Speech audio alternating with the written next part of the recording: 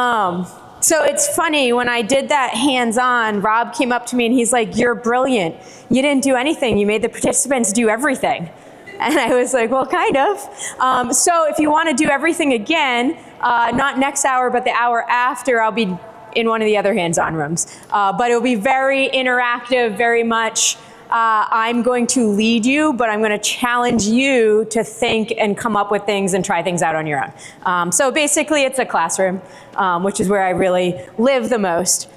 All right, so today I'm going to talk about creating opportunities for individualization within your group training sessions. So every year when Chris emails us, he says, "I want a new topic. What do you want to talk about?"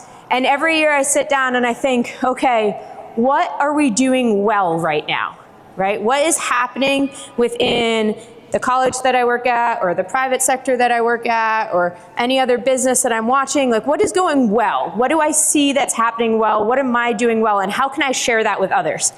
Every so often I'll say, what is something I want to learn more about? Well, I'm going to do that, right? Because that'll challenge me to really push myself and prepare myself to speak. But this year it's really about something that, as I reflected, and this is something I really encourage all of you to do, is think about, what do I do well? What do I need to work on? What do I do well? I look at a lot of ways that I train athletes and clients in big settings, but I'm able to make it feel much more individual. Sorry, usually my husband times for me and he's not here. All right, there we go. So that's what I'm going to talk about today. But just to give you a little, Aaron, where'd you go? This worked a second ago. Just to give you a little bit of context behind my background, I'm going to tell you about my background. Oh, guess we're not on the stage. All right, so from my background, I always say I'm the luckiest person in strength and conditioning. I started training for Mike Boyle when I was 13, or training with Mike Boyle when I was 13. I grew up in his system, lived at the gym, spent so much time there that he hired me on staff when I was 16.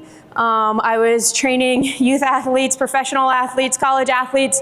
As a kid, I didn't have my license. My mom would drop me off in the morning. My brother would pick me up at night. So I literally grew up coaching. A lot of really well-known coaches in the field interned under me. I mean, I say under me because I was paid and they weren't. So I was very, very lucky, right? Some of them became my strength coach in college after interning under me, right? So it was kind of a funny introduction into the field.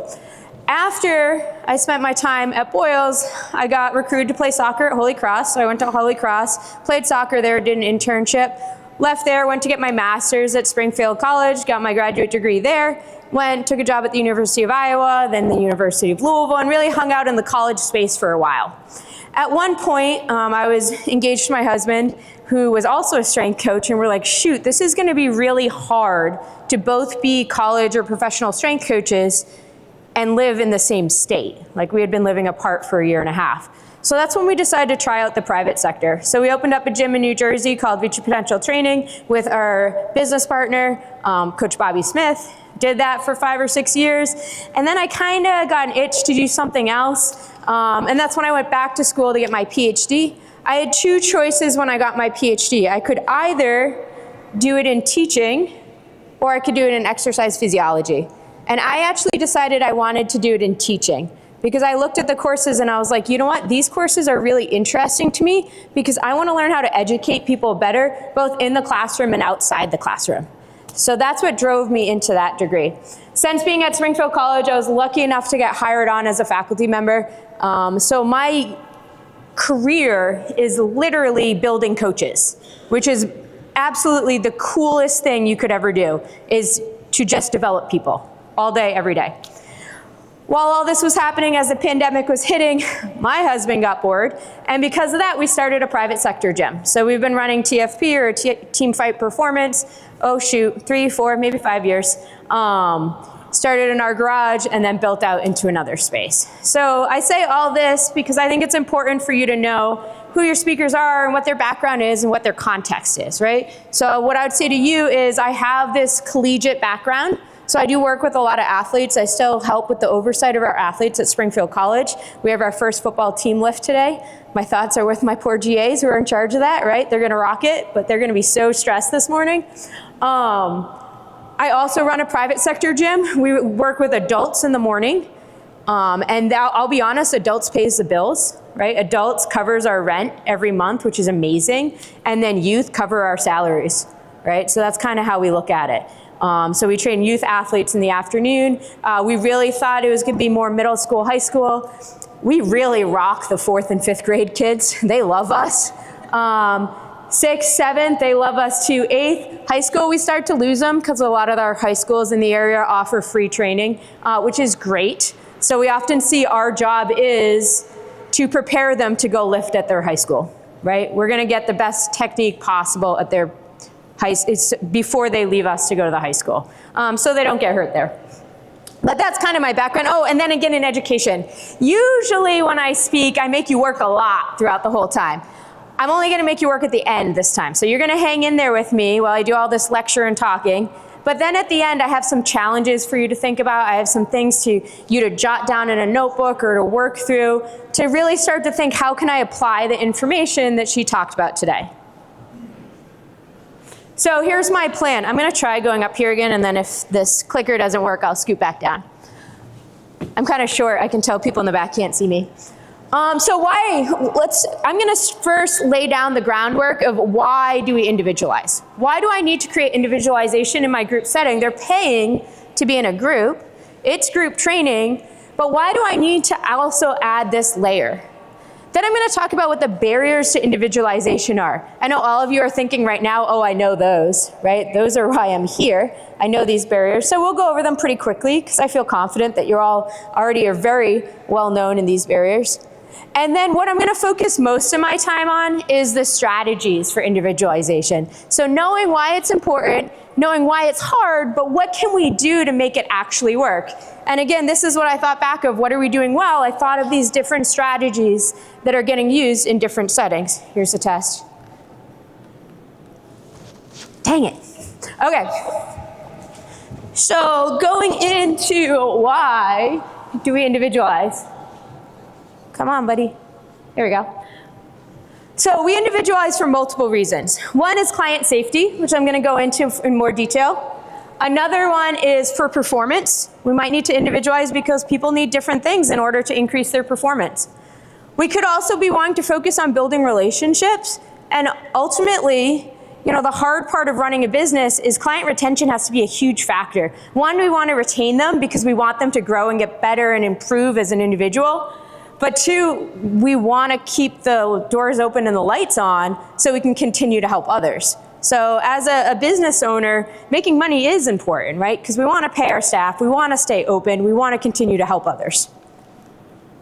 So let's talk about safety. So when you create a group training program, right, you're probably thinking about what could 80% of this group do, right? And then you create that program for that 80%.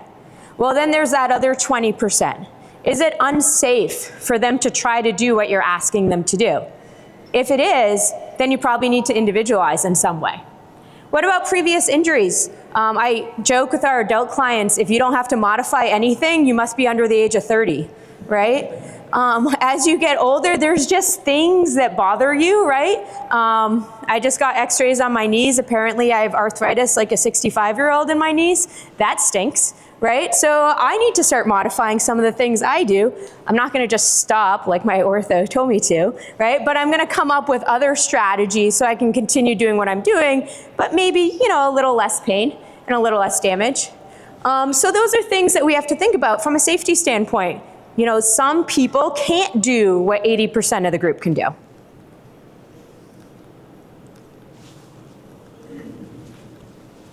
The other thing that we're going to think about is improvements. So my more advanced clients, right, they might be able to do more than someone else. And because of that, doing that base program isn't going to get the job done. So I need to come up with ways to change things up for those people. Oh no, stop. Come on, this is mine from home. There we go. So I need to figure out ways to challenge these people who have a higher training age, that need more varied stimuli. I need to come up with ways to challenge these people who need something a little bit more advanced in order to have changes happen.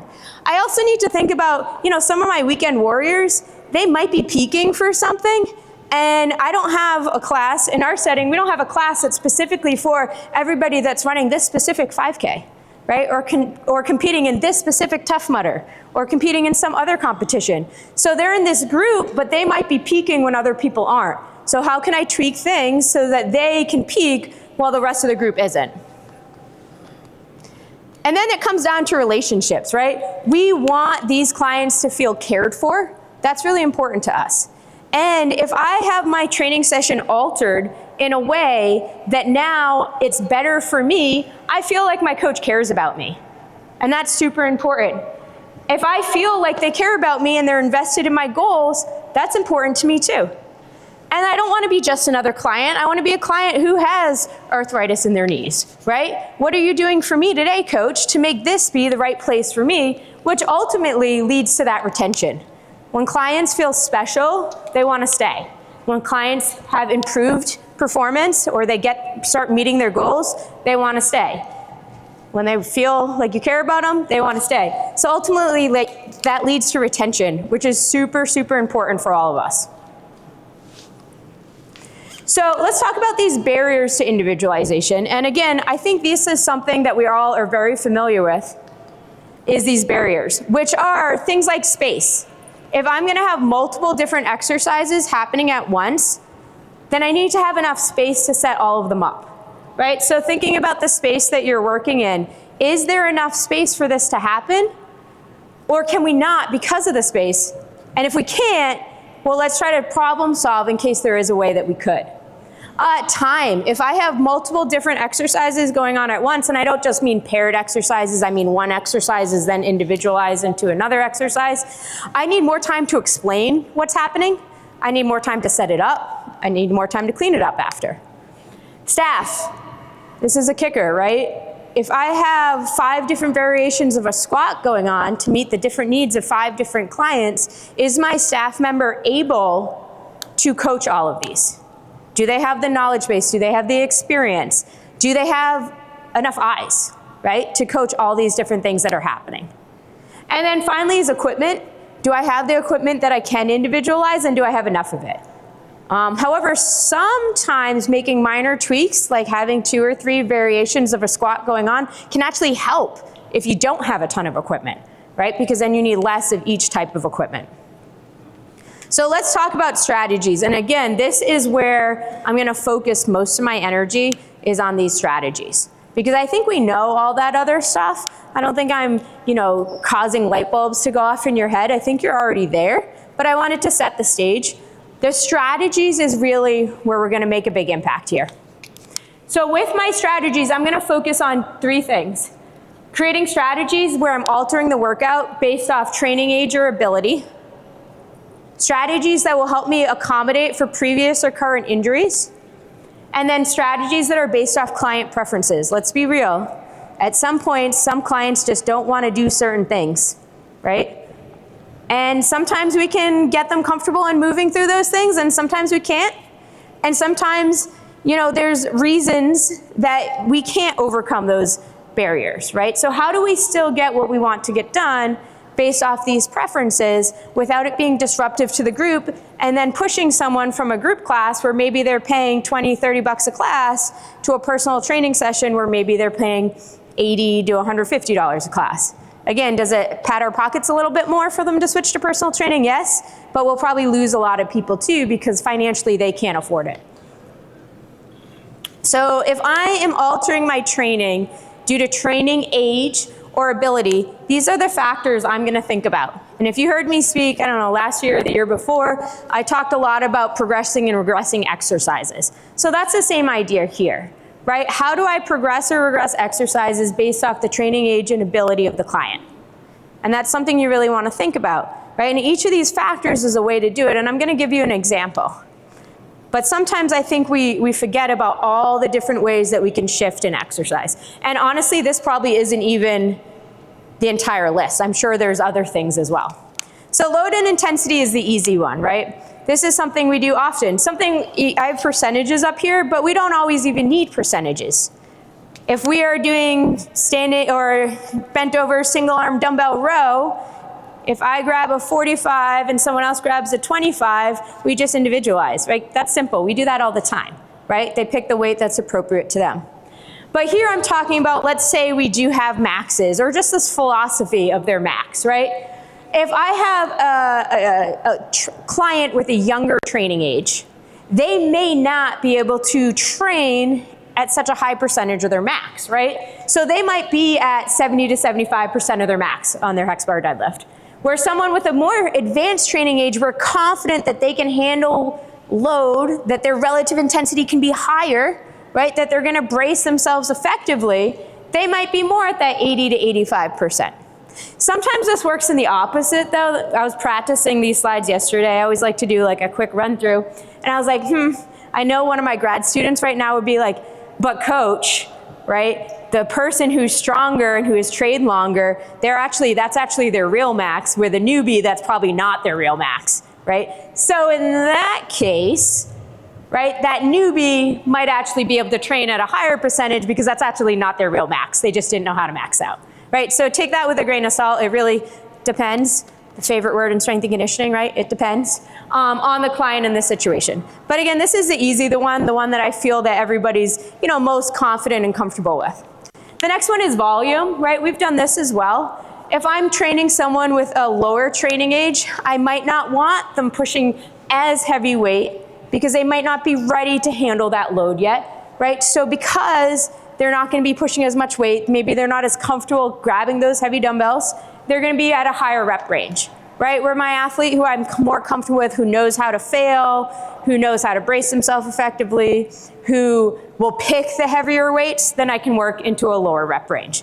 Again, these are my kind of gimmies that I think we all know, but something you might not think about, just changing the rep range could make a big difference.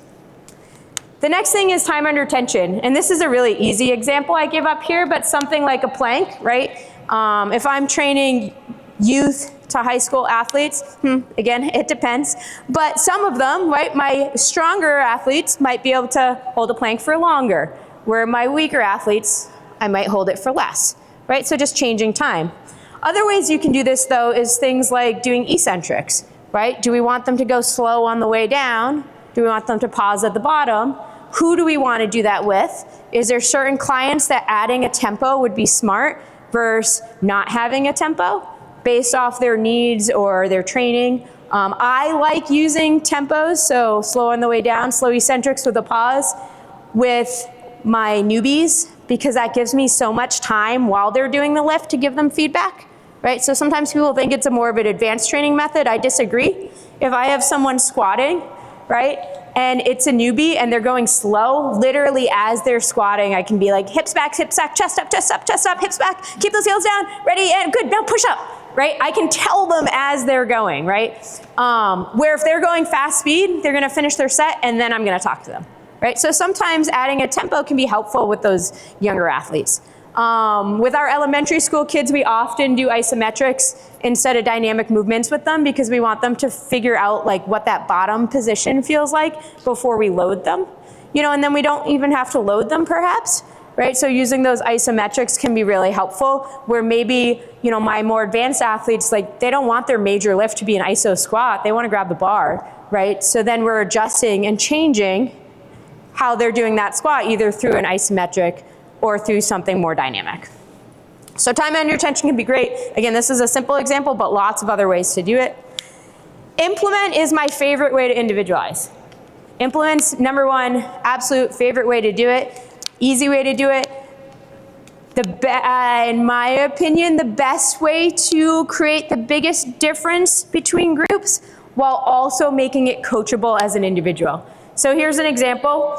Maybe I have my younger training age client doing a goblet squat or dumbbell goblet split squat, right? So they're just doing a simple dumbbell goblet split squat. Well, someone with my more advanced training age, maybe I want to change it up. They were with us all fall. They're coming back in the spring. They did that goblet split squat in the fall. Well, how can I change it up a little bit for them to make it more challenging for them?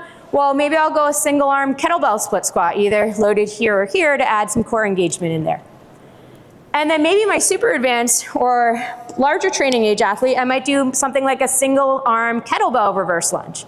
So if you look at this, we use dots in our facility all the time. I can't remember, they're from Perform Better, I can't remember, I think they're called like agility dots maybe in the catalog, yeah. I got a couple head nods. So they're like circles.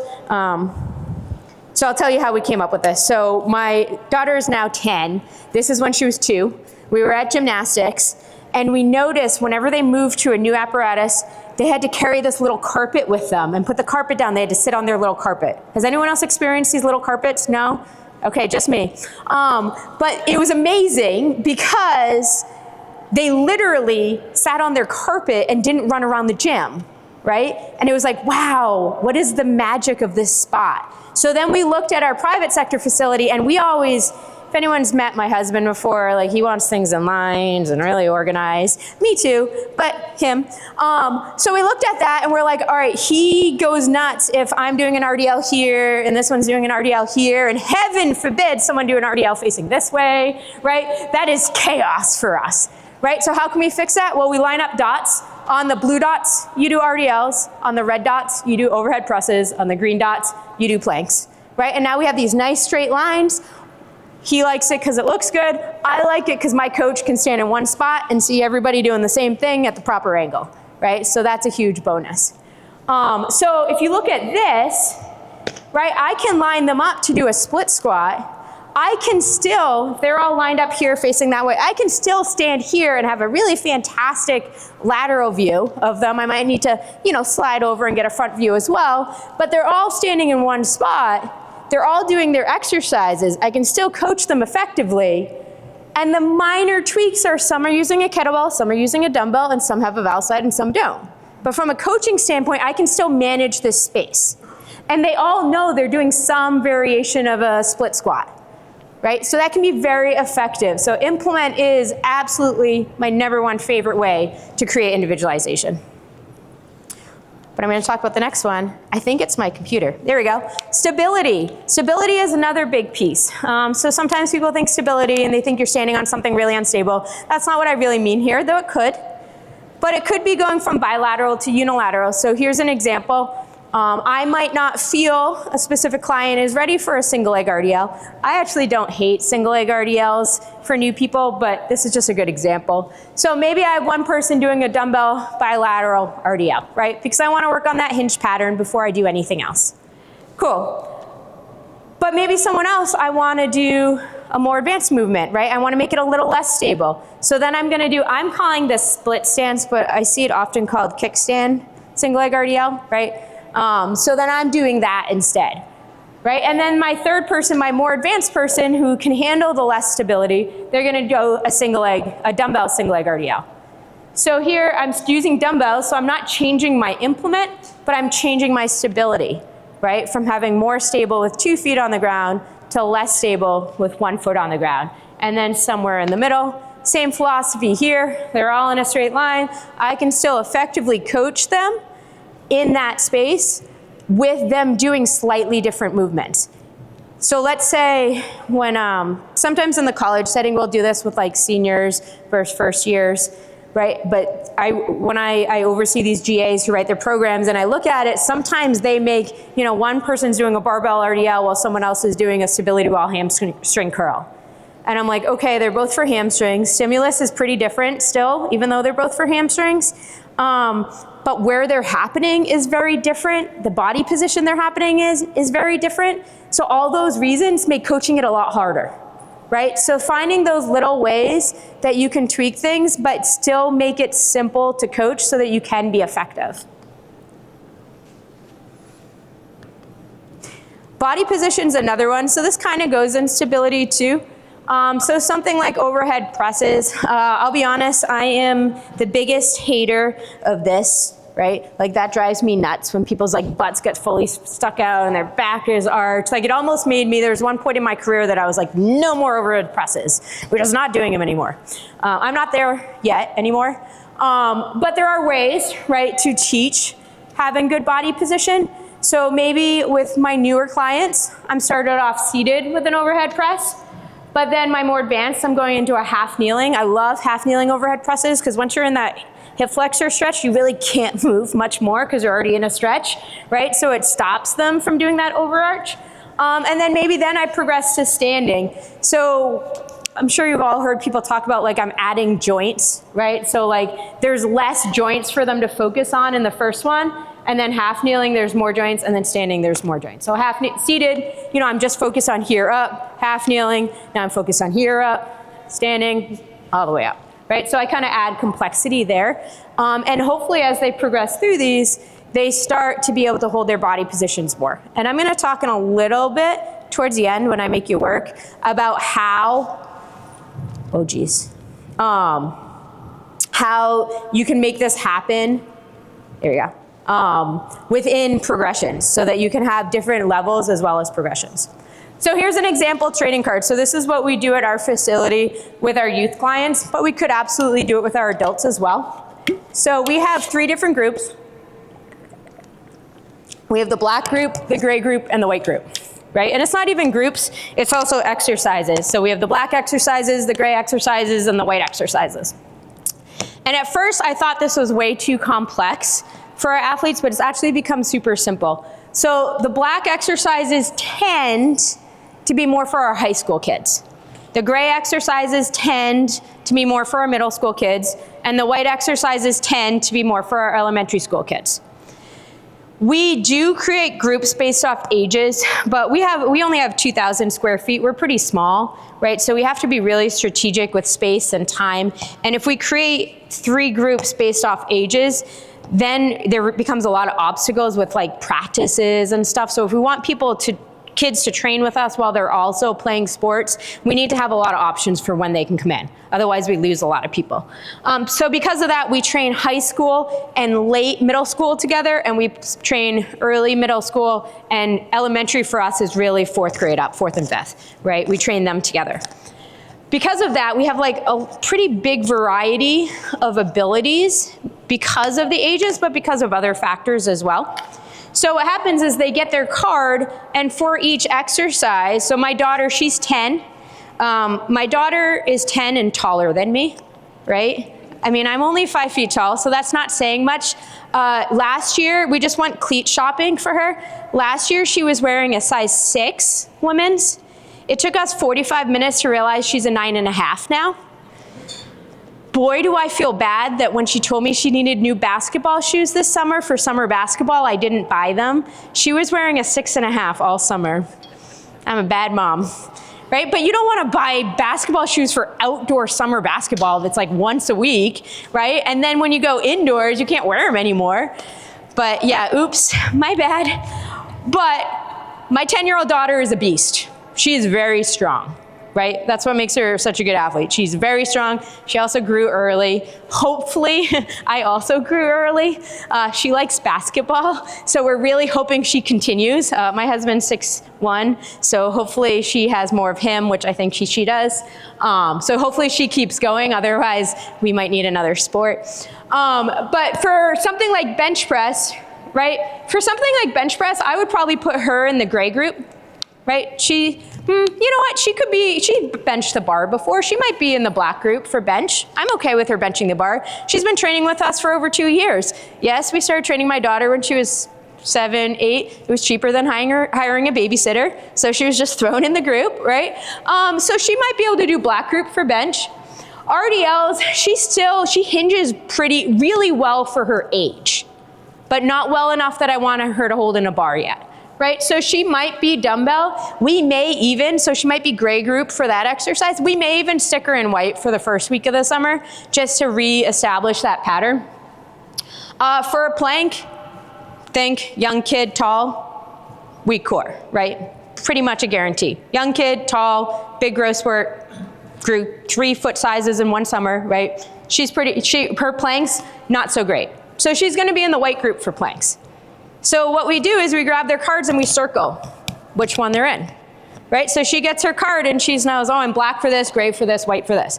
Now some kids, my son, he's 13, he's going into 8th grade, he's black group for everything, right? There's rarely something that we're like, oh, you're not black group for. A lot of our advanced high school kids will be black group for everything. Most of our elementary will be white group for everything. But I'm using them too because they're kind of like our biggest outliers because they have a higher training age. Well, they have a high training age for their age, right? And they move pretty well because they don't have a choice, right? But because of that, they might fluctuate a little bit. Now, this might seem complex, but it actually isn't. So when we do our demos, when we bring them in, we explain, hey, black group, you're doing this, and we'll have one of our staff members doing it with a barbell. Gray group, gray and white group, you're doing dumbbells. We grab an athlete who's been training with us a lot, we have them ready to demo that one, right? Then we go on to our white group. All right, white group, we grab one of our athletes who's pretty good. We have them demo the barbell RDL. Then we demo the other one, right? So we use our athletes a lot to give the demos so that it's not me as a coach running around having to give 3 demos of an exercise, right? I'm able to then use my athletes to give the demos. They feel pretty dang cool because they got asked to do it, right? And it makes us more effective. Now, once we start the session, we say go, they know they're pretty good. We got to keep track of the newbies, but they're pretty good at sticking to what's on their card and doing the exercise on their card. Again, they don't know that black means high school, gray means middle school, white means elementary, because we don't want them to be like, well, why am I elementary in this, if they're a middle schooler, right? So we just say black, green, white, or black, gray, white, and they know this is just how we progress them separately. So this has been incredibly effective for us and very simple. Those who can't catch on to it, they tend to just all be white anyways because they're our youngest, right? So then we just have them pay attention. Now, if you have a group that only has white and gray group kids in it, then you don't even show the black exercise, right? So again, this has been really, really effective for us in our space, and all movements are pretty similar. Now, sometimes we need to accommodate based off previous injuries that they've had or to prevent injuries. Sometimes we need to train around injuries. So that's another strategy that we use. And we'll use this a lot more either in our collegiate setting or with our adult clients. So if I want to prevent future athletes, so let's say someone has pain, they frequently have lower back pain. And this is the example I'm going to give. Well, if they frequently have lower back pain, they don't right now, but they frequently do. Then I'm going to think about, well, how do I prevent it from happening again in the future? So usually, right, I'm sure you've heard people talk about this, I'm going to focus on the joint above or below the pain. Usually where the pain is some kind of compensation happening there because stuff around it isn't working properly, right? So I'm going to focus above and below. I'm going to look to see, do I need more stability or mobility at those joints? And then while I'm doing all this, goal pain-free. Right? They don't have an injury right now. We are trying to prevent an injury from coming back. So the goal is pain-free. And again, these are general guidelines. Of course, it's going to be a little different depending on which injury they have. So what we do with our adults is we have their training card and we leave about 10 minutes at the end. And at the bottom of their training card, they'll have extra work and they'll have 2 or 3 options depending on what the session looks like, that they then, at the end, go ahead and perform. So again, it's at the bottom of their card. So often, my mom's group that I work with, the biggest injuries are lower back pain or calves. I had no idea until the last 5 years what an issue calves were with adults. That's like our biggest issue at our facility, right? So if they have lower back pain in the past, right? You finish your workout, you look at your extra, you're like, do I want to work on lower back or calf? I'm going to do lower back today, right? They grab it, and then they look. I left very broad exercises here because I didn't want to talk about programming at this talk. I wanted to talk more about strategies, but I might do some type of T-spine rotation, some type of dead bug, and some type of hip flexor stretch, right? So I'm working joint above and below, the T-spine is in the hips, and then something in that stability in that specific area. And this has, again, worked really well. They're exercises that have been done in our warm-ups or in our program previously. So I'm not throwing anything that's brand new in there. Most of the time, I say dead bugs happen often in our warm-up, but usually with more implements, right? But the other 2 exercises would happen in our warm-up at some point. So that way, this extra work, it doesn't take a tremendous amount of coaching. Of course, we're coaching it and watching it, but people can perform it independently because they've done it before. It's not something new, it's happened before.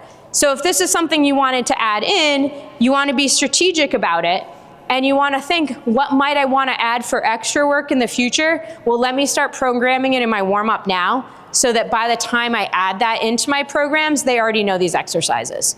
And that's been super, super effective. And they feel seen. They really like when someone gets a new injury. They really like when all of a sudden the next time on the card, they see extra and it's like their thing that they just had, right? So it's kind of a way, again, to have them feel seen and heard, because I'm adjusting my programming based off things that have happened or trends that I'm seeing within our population. Sometimes extra is like lots of core and lots of arms, right? Like as we're approaching summer, they like, you know, that autonomy to pick an extra that's not related to injury, that's just related to their goals. And that's fine too, right? And that's another way to individualize. It's what they want. They want their arms to look good in tank tops. All right, here we go. That's not my bulk of my workout, but here's your end chunk that you can go ahead and attack. So here's an example. This is actually, I pulled this from what we do at the college. We don't need this as much for, let's go train around an injury. So training around an injury is more like there's an injury, it's happened, you're getting treatment for it, you're seeing a PT, you're seeing an AT, you're seeing someone. So I don't want to touch it right now because somebody else is already working on that, right? So I'm not worried about stability, mobility, whatever. I'm just trying to stay away from it and keep them training, right? So when I do this, sometimes if you decrease the range of motion, they can keep doing it. My cranky knees, I can squat just not all the way down, right? So I could do that, and that would work. Maybe you're training the other limb. You know, maybe someone had something significant, they pulled their quad or their hammy, right? But they could do the other leg, so maybe I just avoid that leg. Maybe I try to find a stimulus that is similar. So here's my example that I jumped to early. So this is what we do at the college. So at the college, you know, this is what happens with football. So right now, football had their first practices yesterday. They have another practice today and a lift. By tomorrow, a quarter of our freshmen are going to be hurt. It's just what happens. I'm not saying I like it or that I'm happy about it, but it's just a fact, right? About a quarter of them is going to be hurt in some way. Some is really hurt. Some is just soreness, right? And that's just where we're going to be. That's where we're at. We bring in a ton of first years, right? And then we kind of see what happens. Again, none of this is really in my control. What's in my control is how I handle these kids that then get hurt. And what we don't want to do is say, you're out, go sit off to the side. We want to keep them involved in our program. So what we do, this is usually up on a screen. So we have TVs in our weight room where we can put programs up on top of the TV. Maroon is exercise everybody's doing. So maybe we're pairing hang cleans with an in-place Spider-Man, right? Maybe those are our two major exercises. Well, if I have been told by my athletic trainer I'm upper body only, right, then I'm going to look at green and I'm going to do the green exercises. If I've been told by my athletic trainer I'm lower body only, then I'm going to look at the blue.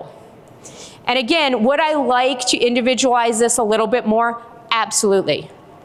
But there's 100 of them, right? So sometimes think of your biggest group classes you have. Is there a time that you can't? You have a big group class and you got one coach. How much can you actually do? Sometimes you just got to avoid causing any more problems, right? Sometimes that's the best you can do, and that's okay, right? Sometimes we're hard on ourselves that we should have done more. That's okay, because you know what? They still train. Fitness still stayed part of their habit, which is really, really important. They still were able to come to this place where they feel comfortable and at home and build relationships and feel part of a family. They still got to do that. So yes, maybe we could have done a little bit more to individualize it to make it better so they could do more, maybe. But if we can't, we still did a lot. So don't feel like you gave up on them when you use this method. It still is something, and something's better than nothing. So again, my hang clean, so I'm looking for power, right? My goal is power here. So if I'm upper body only, well, I'm going to do a med ball punch. Now I can do that standing. I can sit on a box if they really don't want me using my lower body legs, but I'm still getting some type of power. So I'm still hitting that stimulus. If they're lower body only, right, we can't use our upper body. Hang cleans is mostly lower body, but there's still, you know, obviously some involvement of the upper body. Then I might do a box jump. I could go hands on hips if I really want to limit my upper body movement. Of course, this wouldn't work if like the jumping and landing would hurt, right? So depending on the injury. In place Spider-Man, like honestly, I came up with this example just because you have to be in a high plank position, right? It's awkward. You need to use upper and lower body in here. If that's not working, if they're upper body only, well, you know what? My Spider-Man is actually for hip mobility, but hopefully with a lower body injury, I could still do hip mobility, but let's imagine we can't, right? Well, let's just do something else that would be good, like some upper body mobility, right? So picking an upper body mobility instead. And then in place Spider-Man, again, I'm working on hip mobility. Well, I can switch that pretty easily to a lateral squat to adjust it. So again, this is looking at, you have a big group, a big population, and you have people in buckets, right? These 5 are upper only, these 5 are lower only. So by displaying your program and showing what the alternate is, they can go ahead and move on to those exercises. And that can be really helpful versus you running to this person and this person and this person and this person. And then your session becomes administratively challenging and kind of hurts the workout for everybody, right? So it's just a simple and clean way. Again, not the most beneficial for everyone, but simple and clean. All right, here's the killer. Sometimes our clients just don't want to do things, right? They just don't want to do it. So again, my major adult clients I work with right now is we call them the Bomb Moms, so they're our moms group. They're a fun group. Some of them don't like to jump. Why do adult women not like to jump sometimes?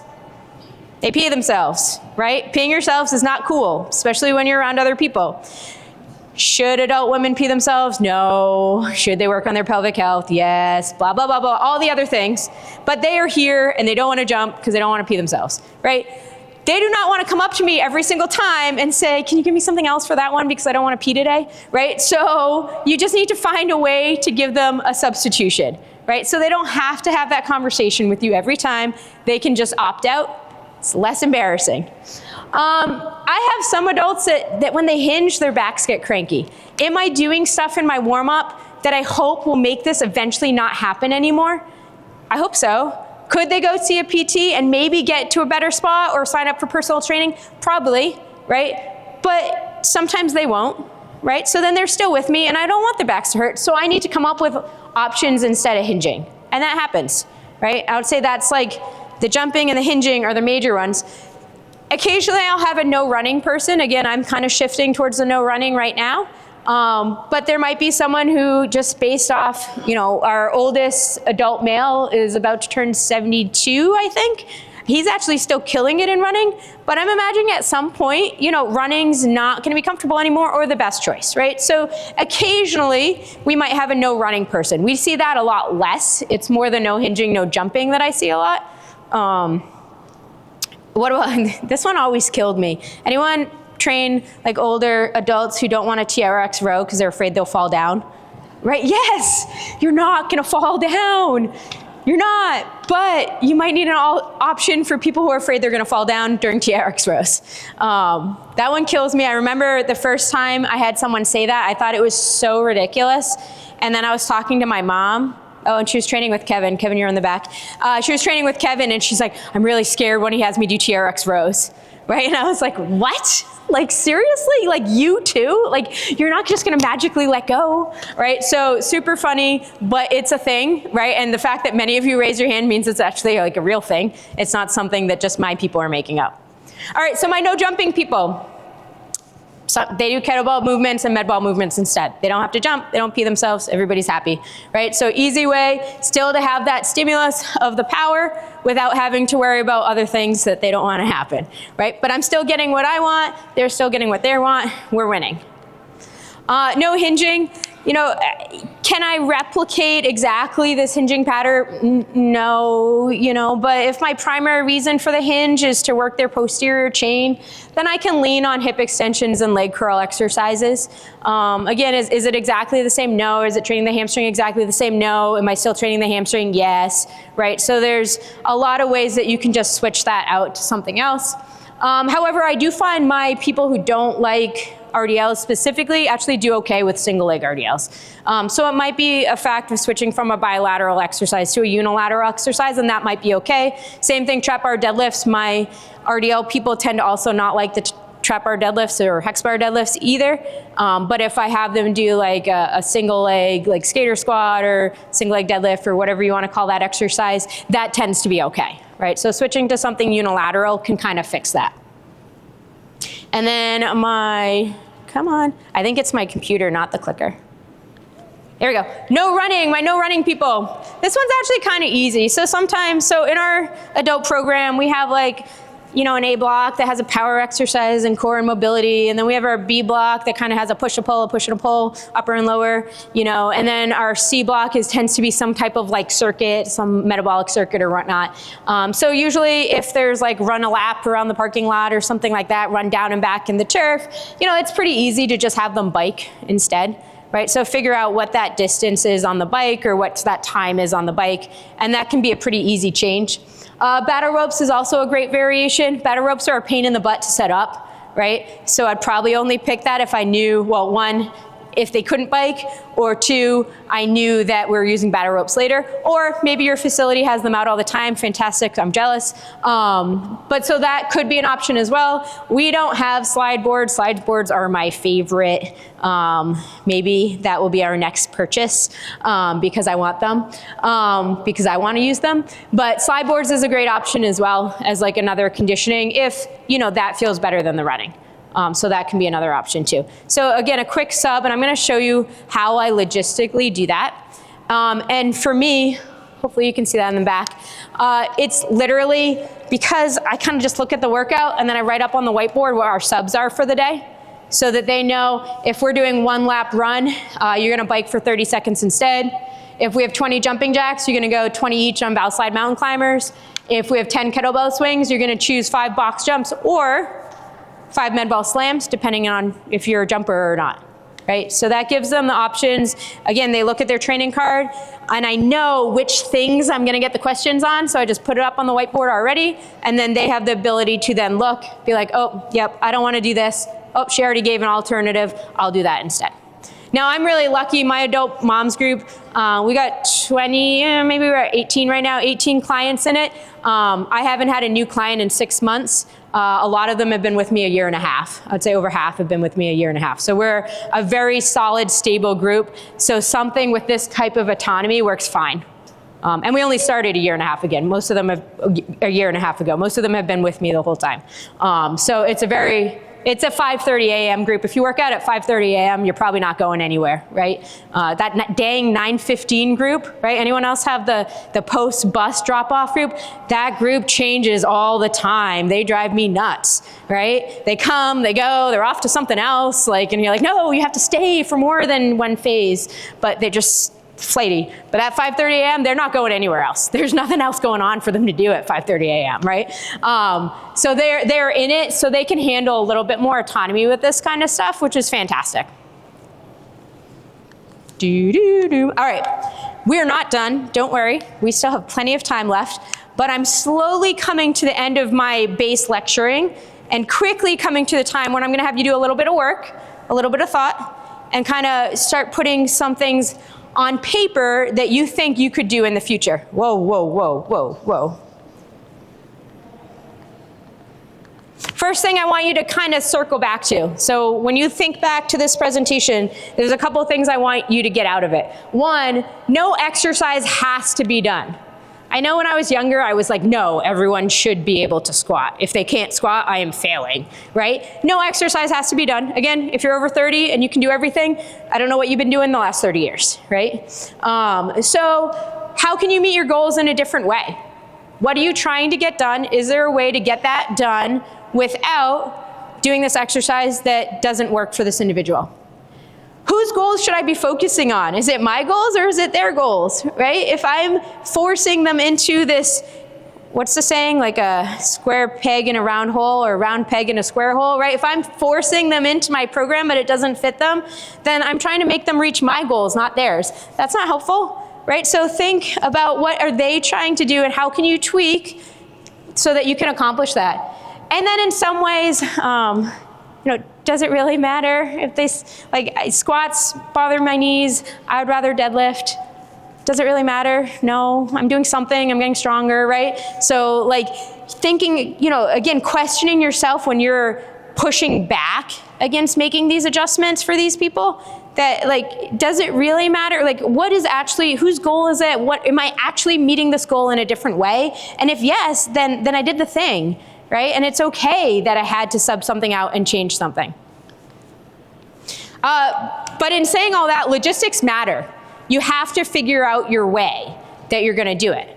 So, keeping things simple, like I talked about with the split squats and the RDLs, doing slight variations so that you can still coach it effectively, so that setup's not chaos. Like with the run, setting up ropes for me is just not really doable for one individual, right? Plus it takes up a lot of space in our small facility.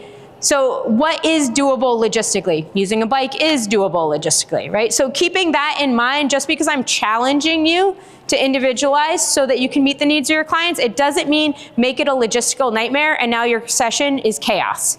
Don't do that. And then you really have to think about, can your clients handle this? How much autonomy can you give them? How much choice can you give them? Will they, I mean, this happens sometimes too, not as much anymore. I have one adult client that this happens to all the time. She doesn't listen when we explain the exercises. It's really funny because she's like a big time engineer. Like, she's actually brilliant. I actually didn't I don't want to tell you what I thought she did for a living, but it was not an engineer, right?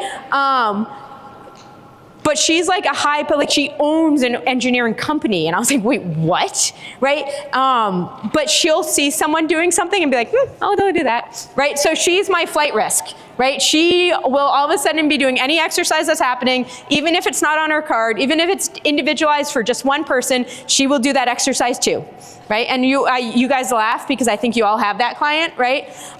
So that happens. So you just gotta look at your clientele and say, like, can they handle this? Can they handle having all these things going on at once? And then really, if you've heard me speak before, I'm all about systems. It's all about systems, right? So figure out your system. When are you gonna individualize? Which exercises are you okay with? You know, again, when I'm talking about individualizing based off previous injury, it's post-work, it's extra work, right? That's when I'm individualizing for that. I'm not individualizing my warm-up. I could. I've done that before in the collegiate setting, but I'm not doing that here, right? It's in their post-work, it's using exercises that they've done before in their warm-up, things that they're familiar with. So really thinking, when can that happen? And then how do you communicate it? I showed several different ways. I showed how we do it on a training card. I showed how we do it on a whiteboard. I showed how we do it on a slide that's on a TV, right? So you gotta think about your facility, what you have the capability of doing, who your clients are, what you're individualizing, and then what is the system that will work for you? And then how does this affect long-term planning? So when I did a lot of this individualization, right, it was really just a progression, right? My advanced clients were doing like 3 progressions down the line. So then what happens? And that's what we're gonna do in a second, right? So then what happens? Once I've progressed this person already to my level 3 exercises, how do I keep that person going when someone else is behind? Do they meet up eventually? Do they stay separate? So we're gonna talk about that in this next piece. But first I want you to do one piece of work first. So you do the work. Think of a common workout pairing or sequence that you use with your clients or athletes. So think of something you normally do. I want you to think about how you could layer in individualization. How could you use something that I talked about today to individualize? And then how will you communicate it? So think to, like, you know, for me, again, I write programs pretty similar every time. Power, core, mobility, lower push, upper pull, core, upper push, lower pull, core, right? That's, or mobility. That's kind of what my general flow looks like. So everybody take out a scrap paper or your notes on your phone, and I want you to, like, again, don't spend like 10 minutes writing a program right now. I want you to like jot down something that you normally do. Maybe it's a circuit you normally do with 4 exercises. Maybe it's, you know, just your A and B block, whatever you want. I want you to jot down something you normally do. I'm gonna give you a minute to do that before I tell you the next step. That way everyone does it. Jot down something you normally do. Maybe it's a program you're doing right now. Again, don't, you know, should my T-spine rotation be seated or child's pose or half kneeling? No, don't think about that right now. It doesn't matter. Something simple.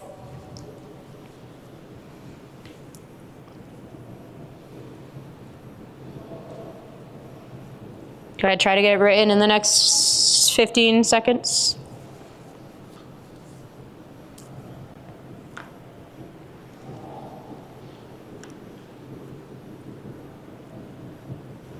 Okay, now that you have it down, I want you to look at it and be like, where could you individualize?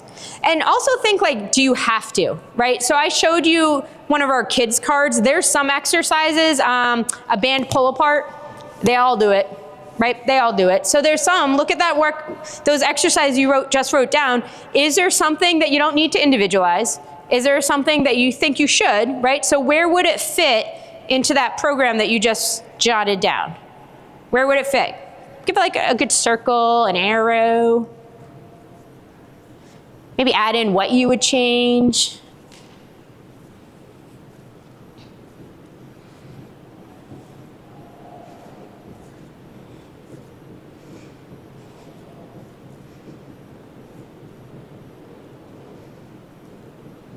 All right, and then I want you to decide, how would you communicate this? How would you share this information with them? Is it a whiteboard? Is it grabbing their training card and writing on it? Do you have a screen? Is it like an extra sheet of paper hung up on the wall? Like, what would your strategy be in order to let people know that, like, hey, you can do this, or you should do this and you should do that? Like, how are you going to share that? And then, oh no, I'm going to make you do something terrible. I want you to turn to the person next to you, in front of you, or behind you, and I want you to share what you just did. Everybody must find a friend. Ready? You can be groups of 3 if you need to. Ready, go. You have 2 minutes. 2 minutes. Share what you just wrote down. What did you do? What was hard? What was easy? What worked? You didn't find a friend. Hi, how are you?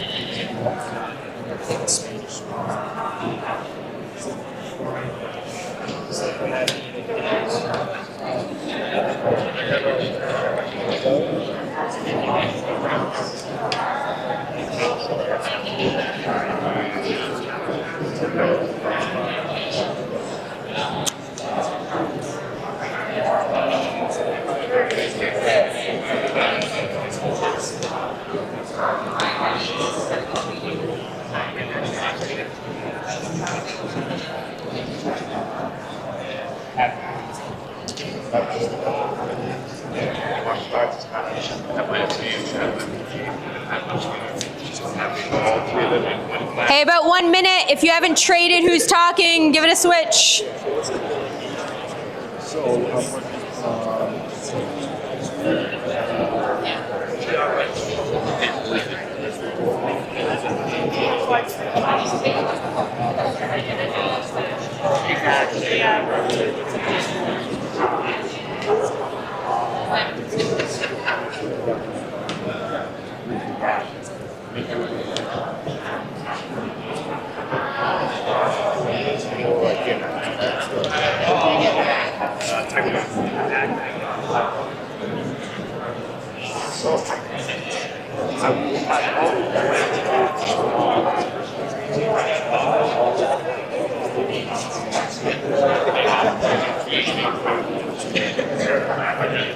Hey, about 30 seconds. Start to wrap it up.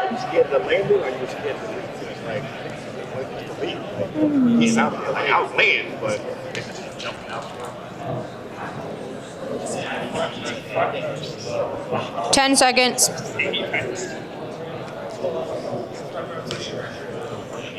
5, 4, 3, 2, 1, and on me. So, funny story, when I first started teaching, every time I did that, I gave like the 5-second call, I would always say, end rest. And they'd be like, what? And I'd be like, oh, sorry, I mean end stop. But it happened all the time.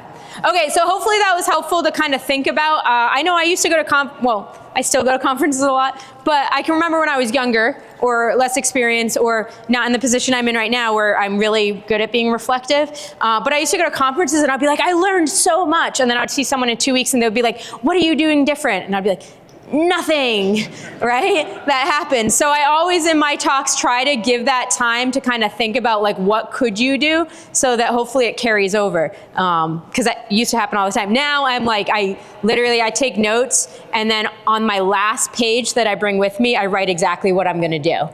So that way, so I recommend that. I keep notes on each talk, but I have a whole separate page that specifically says what actions I'm gonna do different. So I don't have to search through all my notes, even though I'd love to, but I have these specific action steps that I leave with. But we're not done yet. All right, so next challenge. I said this is hard, right? So if I have an athlete or a client who has a high training age, I'm starting them like 3 steps in, right? And then everyone's kind of like a step back for the most part. But then how do they progress over time? And this is something that you need to get good at. Otherwise, that highly trained athlete, you run out of stuff to do with them, right? You just run out. So I want you to go ahead and draw this somewhere if you can. If you've got paper, I know paper is hard nowadays. We don't always have it. So on each box, so I'm gonna think my phase 1. So my first like 3 or 4 weeks that they're training with me, I'm gonna pick one exercise. So pick something that's easy to progress and regress. Something like a squat, right? Or an RDL, or a core variation, right? Something that a med ball throw, something that feels like you can progress and regress easily. Now, probably most of your people are in this category. So take that exercise, that base exercise, and you're gonna throw it in this moderate training age. And then I want you to think of what is something that's slightly more challenging for the high training age individual, and you're gonna put it on that box that I can't reach up there. And then how do I step it back 1? And you're gonna put it in this box. So, right, you're gonna pick one movement, and you're gonna put it in that moderate training age, and then you're gonna think, how can I step it up, make it slightly harder? Put it in the high training age. How do I make it slightly easier? Put it in the low training age. Once you've done that, now here's the fun part. Now I want you to take each one of those exercises and I want you to progress it out. So when I finish this 3 to 4 week phase, what does it look like next for all 3? And when I finish that 3 to 4 week phase, what does it look like after that?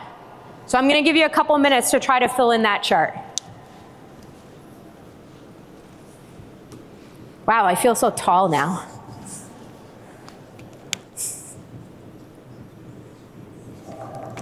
Does that make sense? If anyone's stuck, just raise your hand, I'll come over. I don't have to stand on the stage still.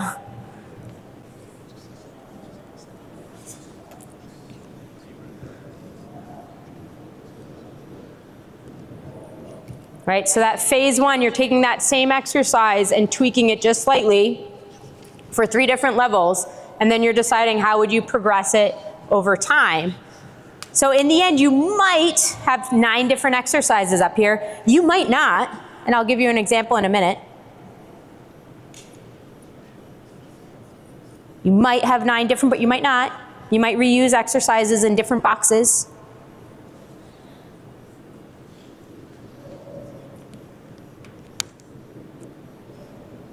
Do, do, do, do. Got about 1 more minute. Actually doing okay on time.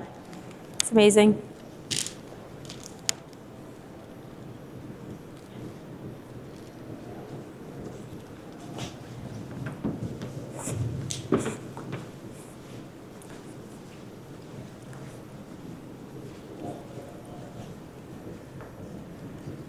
Nine.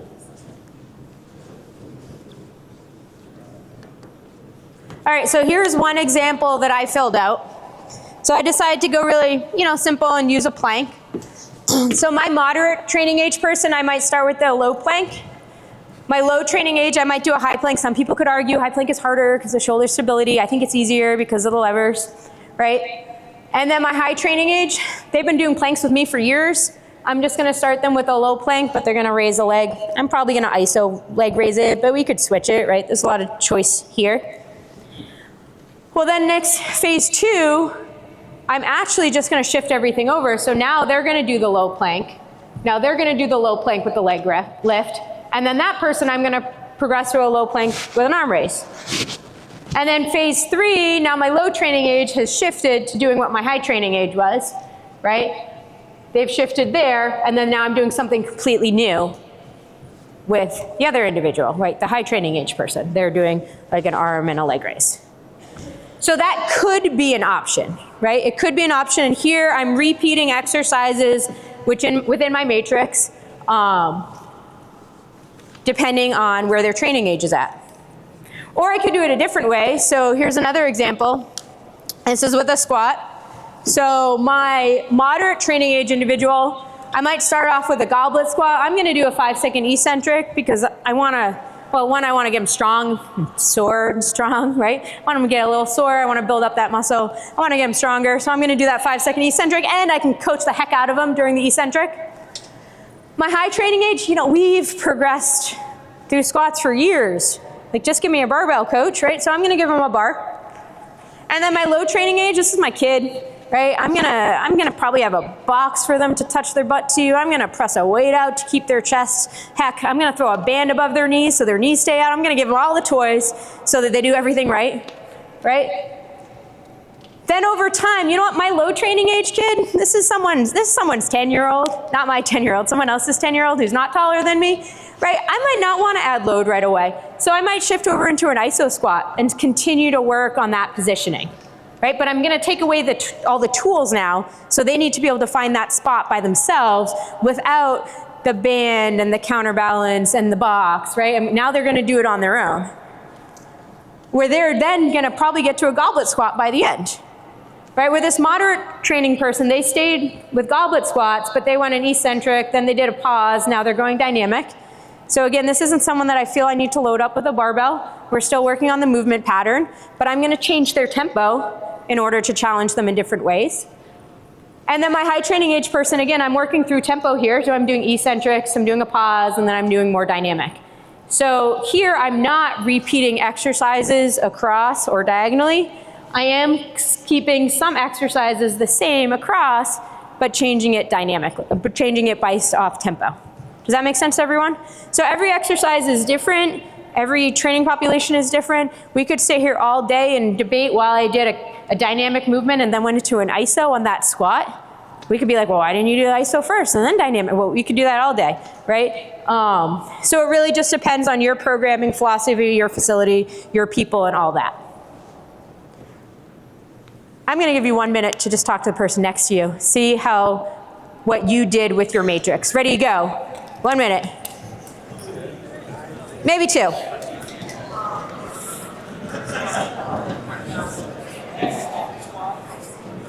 If you ran into a challenge or you got stuck, or you didn't do it but you want to talk about it anyways, that's okay. I went from D-drive to D-drive, but I get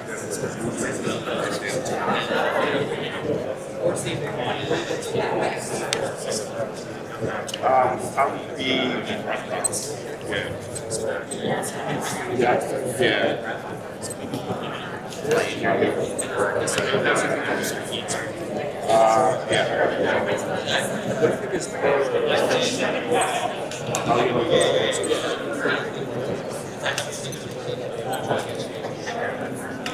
It's like right now.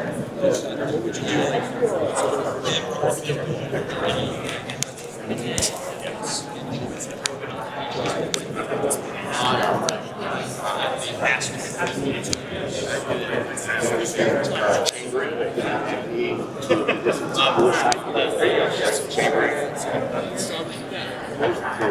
Okay, about 30 seconds.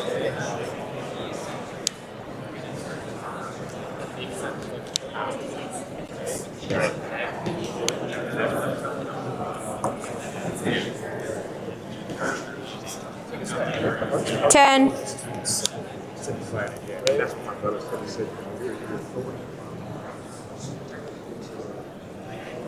5, 4, 3, 2, 1, and on me.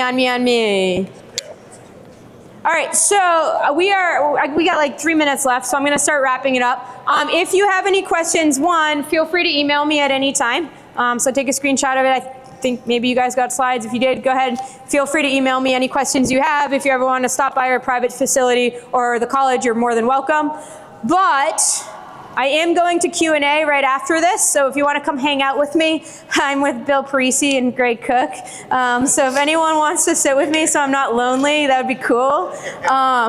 Thanks, Chris. So feel free to come over there. I'll be at Q&A for the next session, and then the session after that, I'm in the hands-on. So my hands-on plan, so you're full aware, so you can either choose to opt in or opt out, is we'll talk about quickly like why you might individualize. We'll play a game. There'll be Post-it notes, right? Then there's going to be times when you have to write a program, and then all of a sudden people whip out their Post-it note with what their problem is, and then you need to adjust their training program. So it's going to be very reactive. You're going to be practicing adjusting training program based off whatever that random client just randomly says. Hey, by the way, I saw the doctor the other day and I have a hernia.